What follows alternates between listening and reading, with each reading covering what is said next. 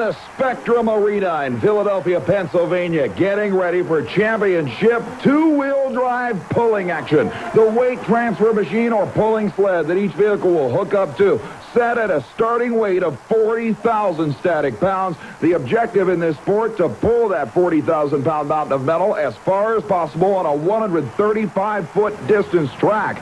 And remember, anybody that makes it past that 135-foot distance is awarded a full pull in the number one spot. Here's the tough cookie Chevrolet S10 of Wayne Sullivan from Kentucky.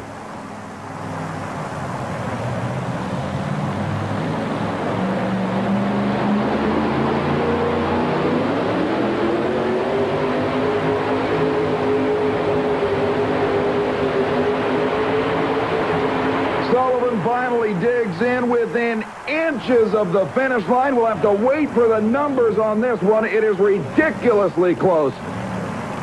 And here's the measurement. 134 feet 10 inches on a 135-foot track.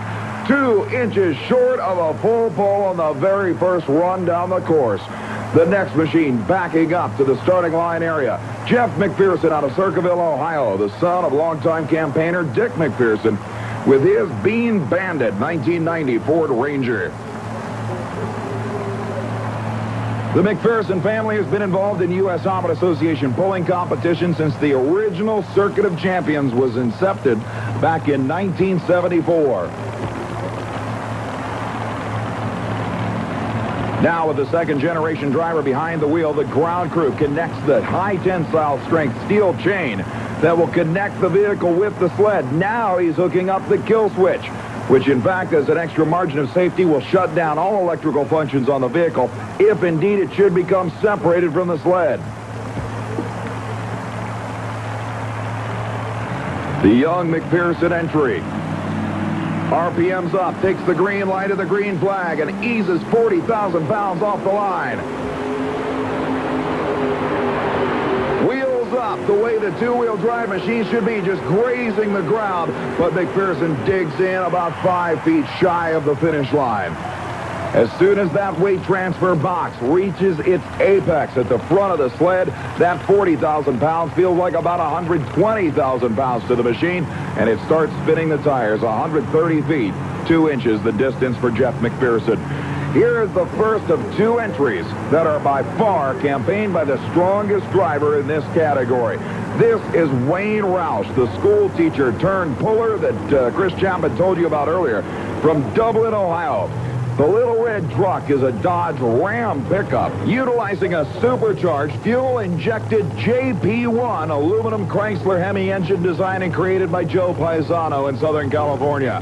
Roush, never one to look like a professional puller, stares intently down the track, waiting for the flagman to give him the green flag that the track is clear, and he'll begin the pull.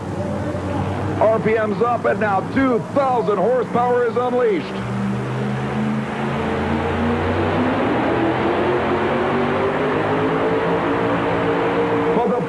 Starts bouncing, and an incredible upset in this sport. Rouse gets stuck at the 120-foot 5-inch marker. The number one spot, still 134 feet 10 inches by Wayne Sullivan's Tough Cookie Chevy.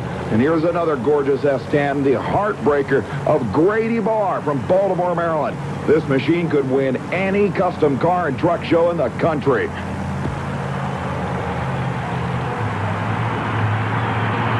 Another machine utilizing the JP1 aluminum Chrysler Hemi. Bar's entry may wear Chevrolet skin, but that's all Mopar beating underneath the hood.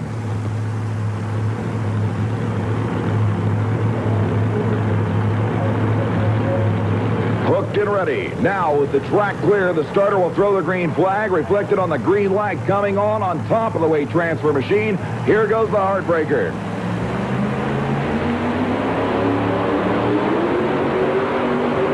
Great pull, wheels up, but he digs in short of the finish again. 129 feet, 8½ inches, within 6 feet of a full pull. But right now we'll settle for the number 2 spot.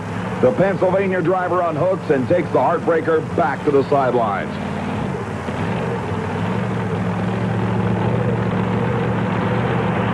You'll notice these machines bear a striking resemblance to drag racing vehicles, not only in their equipment, but also in the driver's safety apparel.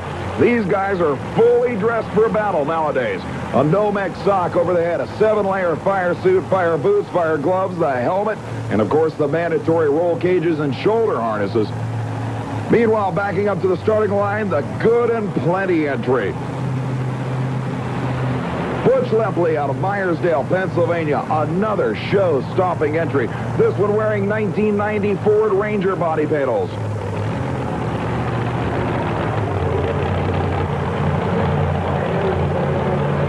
So far, the track has proven itself to be rather loose. In other words, the drivers appear to be easing that 40,000-pound weight off the starting line and then applying full throttle well down the racetrack.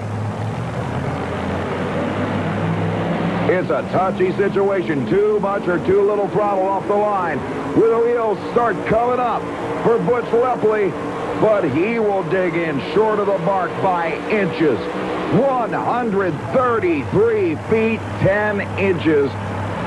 Unbelievable. 2 feet, 2 inches away from not only the #1 spot, but the first full pull of the event. You want to see a showstopper? Take a look at this incredible ride. A 1938 Chevrolet stake bed, campaigned by Dave Shoemaker out of Stanley, New York. And bucking all over the track, the machine finally digs in at the 120-foot marker. Donnie Sullivan out of Warsaw, Kentucky, and the Minibrute now backing up to the starting line. The 1990 Chevy S10, sponsored by the Sullivan family racing effort, moves up on the starting line and hooks. The green light comes on, and here's the Minibrute's attempt to crack that 135-foot finish line with 40,000 pounds in tow.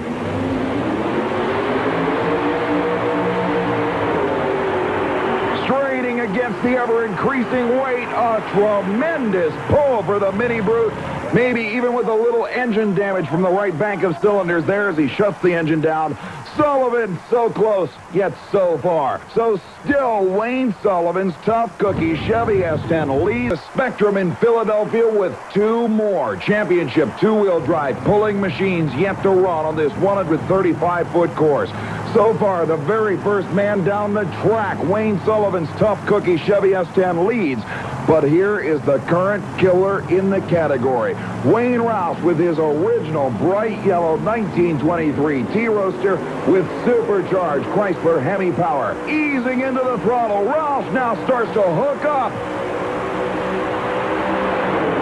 Incredible! And here's the number, 134 feet, 11 inches. 1 inch from the 135-foot finish line. It's going to take, quite simply, a full pull to win this event. This is the flashback 1989 Chevy S10 of Chris Huff, the home state hitter from Alberton, Pennsylvania. Almost to the finish line. He's right on the line. Huff pulls 134 feet, 11.5 inches. Absolutely one of the most incredible pulling battles we have ever witnessed. Then